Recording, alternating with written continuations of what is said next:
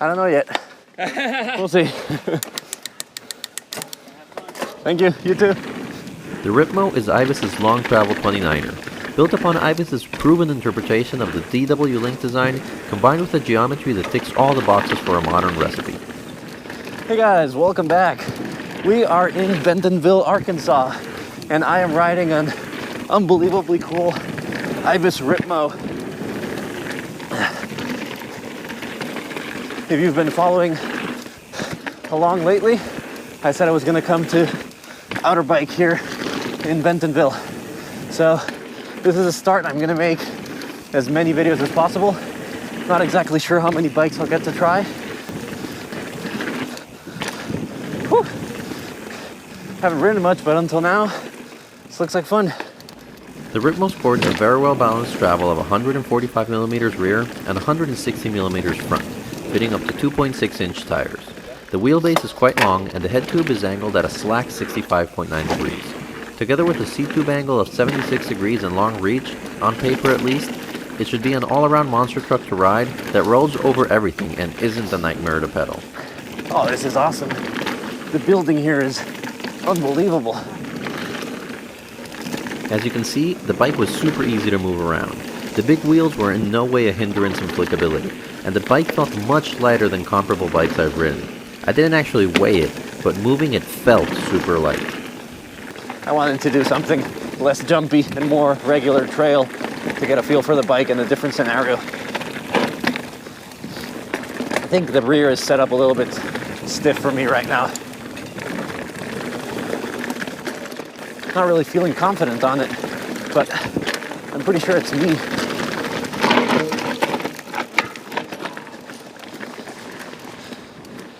And not the bike. One area where I felt the bike truly excelled was in this kind of riding, where there is continuous transitions between up, flat, and down.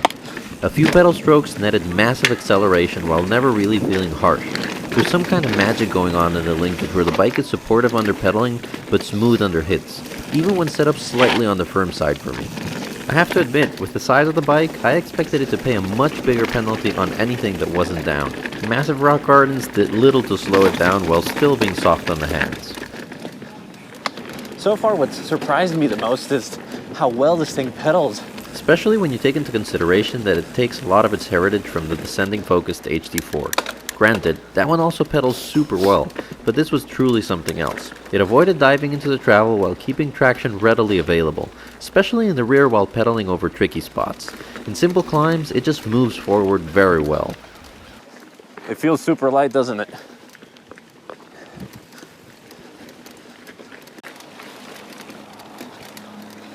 This thing climbs. This thing seriously climbs. Something that I used to dislike about 29ers in the past is that they were dull and clunky. The bike industry in general seems to have overcome that, but the Ripmo is especially good at it. It's the most playful, lively, and poppy 29er I've ridden yet. The more rowdy you get on it, the more it responds. And I'm pretty sure that even as you become a better rider, you will get even more and more back from it. It's nice. Super flowy. Once at speed, if you pedal in hard gears, it picks up even more speed quickly and easily stays there while being stable under stand-up pedaling. This bike likes to roll and conserves momentum spectacularly. It's also incredibly forgiving for when you make mistakes. This will definitely make you feel like a better rider than you actually are. The camera downplays it, but the drop that I'm about to hit is pretty big, at least for me. The Ripmo made it feel quite effortless and stayed stable in the air despite the big lip that tried to kick the back of the bike up. Nice! That was sick. Something I know lots of people will like is that the C-tube on the frame is extremely short. You can run a 175mm dropper post on this bike with absolutely no issues. Lots of clearance for gnarly descending. Gotta say, there's not that much elevation, but it's so well used. It's incredibly cool how the trails are nested in the city. If I had to sum it up in a few words, this bike felt like an enduro bike when you wanted it, but it still had the rideability of a trail bike. You'd have fun on this on your big mountain and XC trails as well. I've honestly always been a fan of Ibis bikes. If you watch my Mojo 3 review, you'll notice that in that one I also speak well about the do-it-all capability of the Ibis platforms. Nice. Love the flowy speed. I did find one caveat with this bike, however. and I want to mention it for the sake of transparency. I kind of felt odd while I was on it. At some point in this video, you'll notice that I say I wasn't feeling really confident, but now I think I know what it was. I demoed the medium frame instead of the large one, and well, I tend to like larger frames. At my height, the large would have most likely solved all those issues. So make sure you always get your sizing right, because it makes a huge difference. I kind of feel like had I done that right, this would have gone from a positive to a glowing, raving review. I keep thinking there's a chance you would have heard me say that this was the best long travel 29er out there.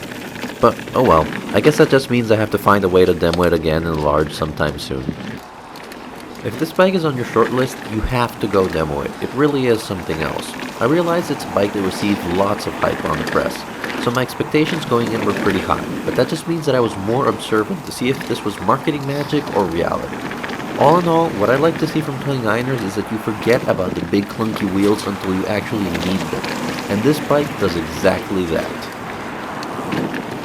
I had to cut this review a bit shorter than usual because one of our riding buddies took a bit of a dig off a drop, and we decided to head back to the venue to get him checked out just in case. But I'll take the opportunity to ask you if you prefer this shorter format or the traditional one in my other reviews where I put a little bit more riding into it. Let me know what you think. Well guys, that's it for today. I hope you found this useful and had fun coming along for a ride in Bentonville on the Ibis Ripmo. If you have any questions, shoot them in the comment section and I'll do my best to answer. I will see you for the next one, and happy riding! Hey, how are you? Good, how are you? Great.